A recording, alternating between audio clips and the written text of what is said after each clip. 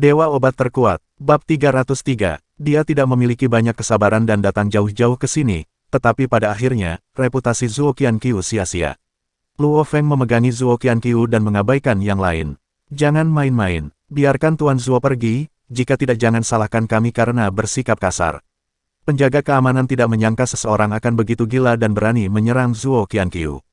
Bagaimana dokter sebaik itu bisa begitu kejam? Izinkan saya mengatakannya untuk yang terakhir kalinya, biarkan dokter ajaib Anda keluar dan merawat saya. Jika tidak perlu lagi mempertahankan dokter dukun seperti ini di masa depan. Luo Feng sama sekali tidak sopan. Ia sudah lama tidak sabar. Menurut dokter Tiongkok, jika penyakit membandelnya tidak bisa disembuhkan, ia hanya punya waktu beberapa tahun untuk hidup. Daripada hidup dalam kesakitan, lebih baik melakukan hal-hal yang sebelumnya tidak berani ia lakukan. Dia duduk di sana, memegang Zhuo Qianqiu di sampingnya, dan berkata dengan tenang, dokter ajaib yang omong kosong, kamu menyia-nyiakan kepercayaanku padamu, kamu datang jauh-jauh ke sini, tapi kamu mengecewakanku, ada harga yang harus dibayar. Zhuo Qianqiu menggelengkan kepalanya, sepertinya ada yang tidak beres denganku. Dia tiba-tiba teringat apa yang dikatakan Lin Yi kepadanya sebelumnya. Memang benar, beberapa orang, meskipun mereka sakit parah, sebenarnya tidak layak untuk diselamatkan. Tidak semua orang bisa memahami kebaikannya, tapi semua orang bisa menerimanya.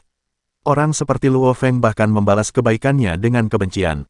Apa yang terjadi? Apa yang terjadi? Mendengar suara itu, Su Fan buru-buru keluar dari kantor. Saat melihat gurunya ditahan, ekspresinya berubah drastis. Tuan, jangan impulsif. Dia segera berkata, Anda boleh membiarkan Tuan Zhuo pergi dulu agar kita bisa mendiskusikan semuanya, oke? Berhenti bicara omong kosong, biarkan dokter ajaib dari rumah sakitmu datang.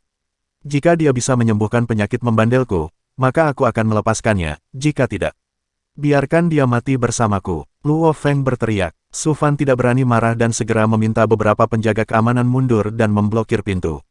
Dudu, di ujung lain telepon, panggilan dijawab setelah 2 kali dering. Lin Yi, datang dan bantu aku. Ayo bantu aku. Su Fan berteriak dengan cemas, Tuan Zhuo disandera. Cepat kemari. Oke, aku akan menstabilkannya dulu. Ayo cepat. Su Fan menutup telepon dan masuk ke ruang konsultasi.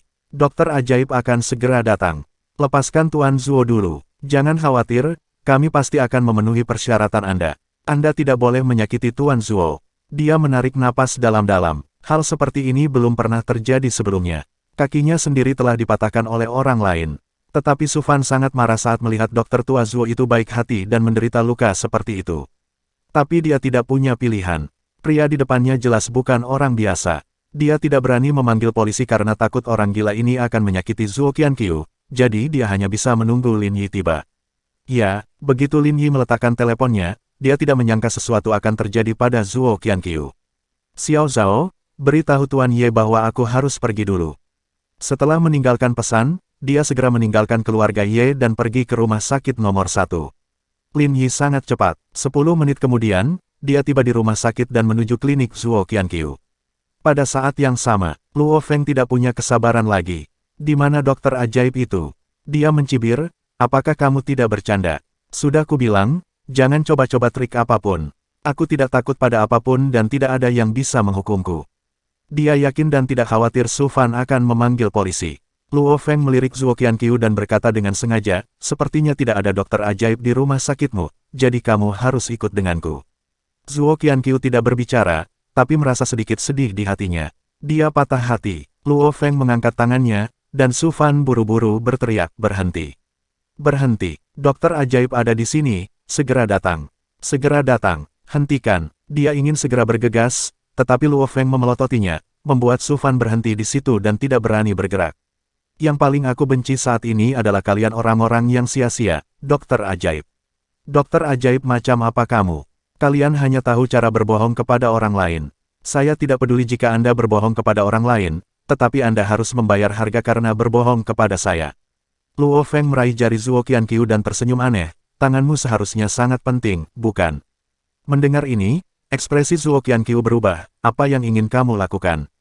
Saya ingin melihat, tanpa tangan ini, bagaimana Anda bisa merasakan denyut nadi orang lain dan bagaimana Anda bisa berbohong kepada mereka. Zhuo Qianqiu tiba-tiba menjadi gugup, apa yang akan dia lakukan? Saat Luo Feng hendak mengambil tindakan, sebuah suara terdengar. Menurutku penyakit membandelmu mudah disembuhkan, tapi penyakit jantung ini sulit disembuhkan. Lin Yi masuk dengan cepat dan menatap Luo Feng, saya adalah dokter ajaib di rumah sakit ini. Apakah Anda mencari saya? Melihat Lin Yi datang, Su Fan hampir berhenti menangis. Anda di sini. Su Fan hampir melompat, selamatkan guruku. Lin mengangguk dan menyuruh Su Fan untuk tidak khawatir. Dia berjalan lurus menuju Luo Feng, dan mata Luo Feng menyusut berhenti. Lin Yi mengabaikannya dan terus berjalan ke depan, berkata dengan tenang, kenapa, kamu takut padaku? Jika aku tidak pergi ke sana, bagaimana aku bisa mentraktirmu? Dia sepertinya tidak peduli sama sekali tentang hidup atau mati Zuo Qianqiu. Tanpa melihat ke arah Zuo Qianqiu, dia berjalan ke tempat yang berjarak 2 meter dari Luo Feng dan berkata, oke, kamu datang kepadaku dan aku akan datang. Tolong, biarkan dia pergi. Kamu bilang kamu adalah dokter ajaib. Apakah kamu dokter ajaib? Luo Feng berkata dengan dingin, siapa yang kamu bodohi? Dokter ajaib yang masih muda. Apakah kamu pikir aku adalah seorang anak yang tidak tahu apa-apa? Saya tahu Anda tidak peduli dengan hidup atau mati orang tua ini. Lin Yi tertawa, bukankah itu hanya penyakit yang membandel, ketidakseimbangan yin dan yang, panas dalam dan dingin di luar, dan kamu memiliki temperamen yang buruk. Saya khawatir itu juga karena ini, bukan? Kata-katanya membuat mata Luo Feng berkedip karena terkejut. Kamu pemarah di siang hari dan merasa tertekan di malam hari. Kamu selalu merasa energi dan darahmu tidak cukup, tapi bagaimanapun kamu memeliharanya, tidak ada gunanya. Energi darahmu terkuras, dan sepertinya kamu akan mati dalam beberapa tahun. Apakah ini rasanya? Luo Feng tidak berkata apa-apa, dan ekspresi wajahnya menegaskan bahwa Lin Yi benar. Tapi dia bahkan tidak merasakan denyut nadinya, bagaimana dia bisa tahu? Zuo Qianqiu di depannya akhirnya memeriksa denyut nadinya dan mengetahui sesuatu tentang situasinya. Tidak, itu pasti palsu. Tepatnya tubuhmu, satu yin dan satu yang, tidak seimbang dan sulit diatur. Bahkan pengobatan Tiongkok dari utara pun tidak bisa menyesuaikannya, karena ketidakseimbanganmu kiri dan kanan, bukan atas dan bawah seperti orang biasa. Lin Yi melanjutkan, tetapi mereka benar tentang satu hal. Penyakit aneh Anda ini akan membakar separuh tubuh Anda hingga kering dalam waktu kurang dari 3 tahun, membuat Anda lumpuh dan lumpuh, membuat Anda cacat. Mendengar kata-kata ini, tubuh Luo Feng tiba-tiba gemetar. Kecuali dokter Tiongkok, tidak ada yang tahu tentang ini. Tidak mungkin Lin Yi mengetahuinya. Mungkinkah dia benar-benar seorang dokter ajaib? Bagaimana ini mungkin bagi seorang dokter ajaib yang begitu muda? Manakah dari dokter Tiongkok yang berusia di bawah 50 tahun? Zuo Qianqiu ini hampir berumur 70 tahun. Berapa umur Lin Yi Chai? Bagaimana dia bisa memiliki keterampilan medis yang hebat? Apakah itu tidak cukup? Lin Yi melirik Luo Feng dan berkata, alasan mengapa kamu menderita penyakit aneh ini terkait dengan latihan seni bela diri kamu, bukan? Mendengar ini, Luo Feng tercengang. Bab 304, dia memandang Lin Yi dengan tidak percaya, tidak bisa mempercayai telinganya. Lin Yi sebenarnya tahu bahwa penyakit membandelnya disebabkan oleh latihan bela diri. Bahkan para dokter Tiongkok di Balai Pengobatan Tiongkok tidak dapat memahaminya. Dia bahkan tidak memeriksa denyut nadinya atau menanyakan apapun. Mungkinkah dia benar-benar seorang dokter ajaib? Melihat reaksi Luo Feng, Lin Yi tetap tanpa ekspresi. Biarkan dia pergi. Dia tidak ingin berbicara omong kosong, aku akan memeriksamu. Dengan mengatakan itu, Lin Yi berjalan mendekat dan membantu Zuo Qianqiu berdiri, sama sekali mengabaikan Luo Feng yang telah menatapnya. Dia membantu Zuo Qianqiu ke samping dan duduk. Su Fan segera melangkah maju dan meminta beberapa penjaga keamanan untuk mengelilinginya. Dengan Lin Yi di sini, ini yang paling aman. Dapatkan dia. Su Fan tidak tahan lagi dan langsung berteriak. Luo Feng meliriknya dan hanya mendengus dingin. Dia tidak menganggapnya serius sama sekali. Penjaga keamanan tidak berani bergerak ketika dia melihat mereka. Kalian keluar dulu. Lin Yi melirik Su Fan dan mengangguk. Su Fan tidak punya pilihan selain meminta penjaga keamanan keluar dulu dan menunggu di luar. Tuan Zuo, minumlah air terlebih dahulu untuk meredakan keterkejutan Anda. Lin Yi menuangkan segelas air untuk Zuo Qianqiu dan berkata dengan tenang, menyenangkan bukan? Ini lebih mengasyikkan daripada roller coaster di taman hiburan. Zuo Qianqiu tersenyum, tapi dia tidak terlalu takut. Di usianya, dia sudah menganggap entengnya. Yang dia takuti adalah Luo Feng akan melukai jarinya dan mencegahnya merawat pasien. Itu lebih menakutkan daripada membunuhnya. Setelah mengatakan itu, Lin Yi menoleh untuk melihat Luo Feng. Kamu ingin memeriksaku, kata Luo Feng. Kamu datang kepadaku, bukankah kamu hanya ingin aku memeriksamu? Lin Yi bertanya balik, jika kamu tidak membutuhkannya, maka kamu boleh pergi. Luo Feng mencibir dan menyipitkan matanya. Karena pemuda di depannya dapat melihat penyakitnya, dia pasti punya solusinya.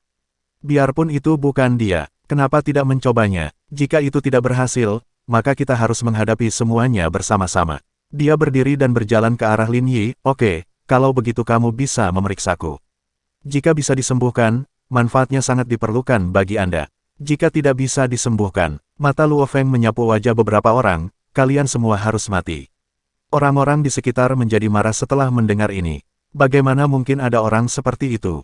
Bukan saja dia tidak menghormati dokter, tetapi dia mengatakan hal-hal seperti itu, seolah-olah seluruh dunia berhutang padanya, siapa yang mau merawatnya.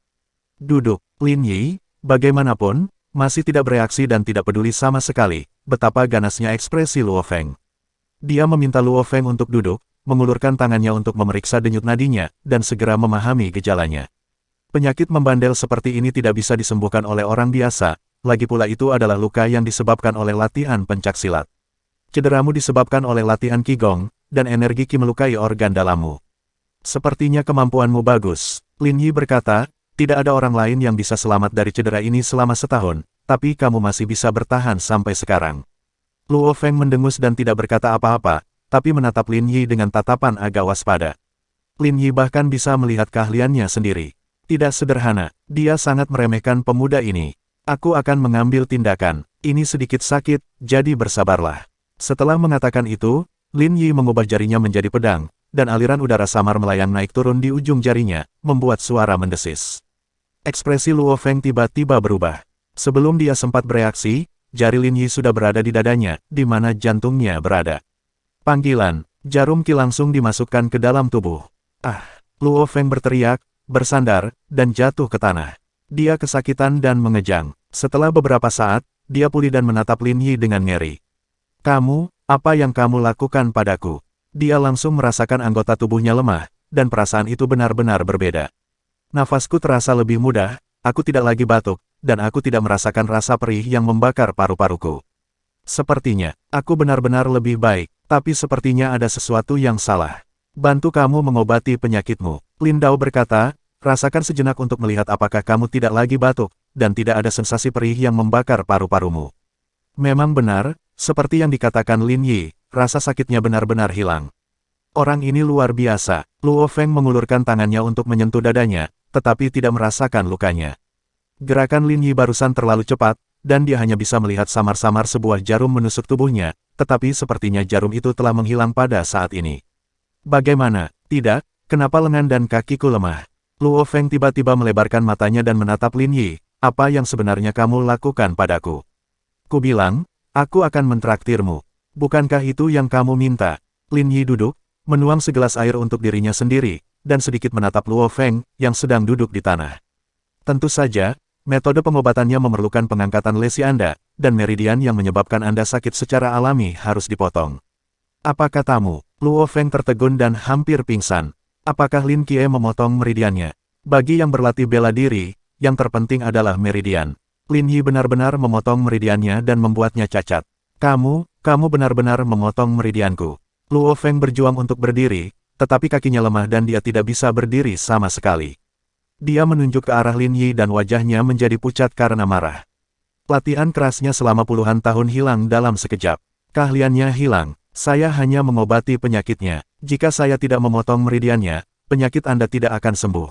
Jika tidak disembuhkan, Anda akan mati lebih awal. Lin Yi merentangkan tangannya, merasa tidak berdaya. Dokter itu seperti orang tua, saya hanya berharap kamu bisa hidup lebih lama. Setelah mengatakan itu, dia melambai, dan Su Fan segera berteriak, kalian semua masuk dan tangkap dia. Pada saat ini, kemampuan apa yang harus dilawan Luo Feng? Beberapa petugas keamanan menyeretnya pergi seolah-olah mereka sedang menyeret seekor anjing mati. Kamu bajingan, aku pasti akan membunuhmu. Bunuh kamu, Luo Feng berteriak, tetapi tidak ada yang bisa dia lakukan.